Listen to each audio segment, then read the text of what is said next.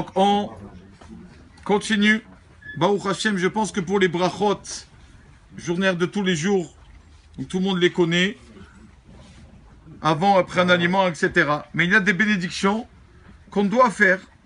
D'accord? Ça s'appelle Birkot Hashevar, des brachot pour louanger à Kadosh Baruch Hu, et qu'on ne connaît pas. Alors qu'il faut les connaître pour les faire en temps voulu. Donc, par exemple, on va commencer par cette première bracha. Quand une personne, en hiver, entend le tonnerre et les éclairs, quel berachot doit-il faire? Quand il entend le tonnerre, la Gemara raconte comment le tonnerre, comment on entend le tonnerre, c'est quoi le tonnerre, qu'est-ce qui se passe quand on entend le bruit du tonnerre? La Gemara donne plusieurs avis. Par exemple, un avis qui dit que c'est les nuages qui se versent de l'eau de l'un à l'autre, c'est ça le bruit du tonnerre.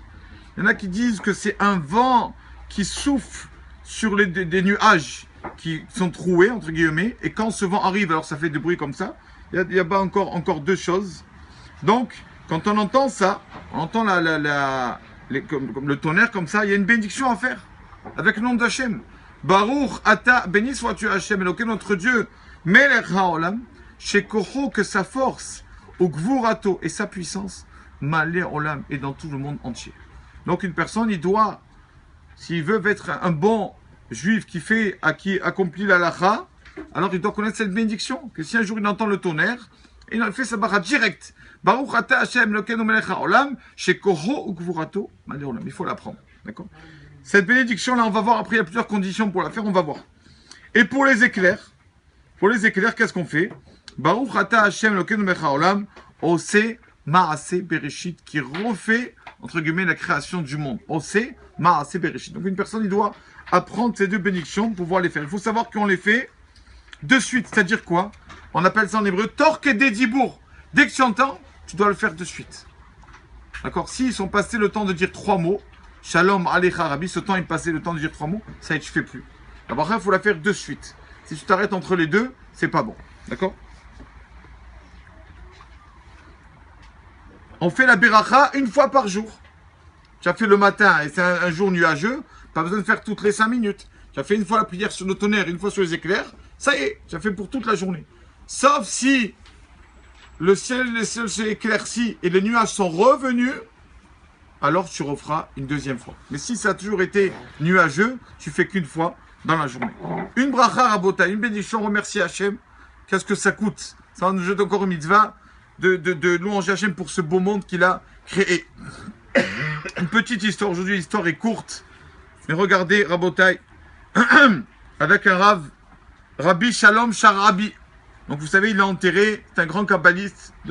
Donc il était à peu près combien? 200 ans à peu près le Rachash. Une fois arrive on va dire la femme de ménage, sa servante à la maison. Elle lui sert le thé, elle lui sert 2 verres de thé. 2 verres de thé. Il lui a dit, pourquoi 2 verres? Je t'ai demandé qu'un verre. Pourquoi 2 verres? Elle lui a dit, ben, j'ai vu quelqu'un à côté de toi, sur le canapé. Je t'ai amené un 2e verre. Alors, il lui a dit, qui tu as vu? Je sais pas, j'ai vu un homme, il y avait quelqu'un à côté de toi qui parlait. Non, j'ai bien vu, je me suis trompé.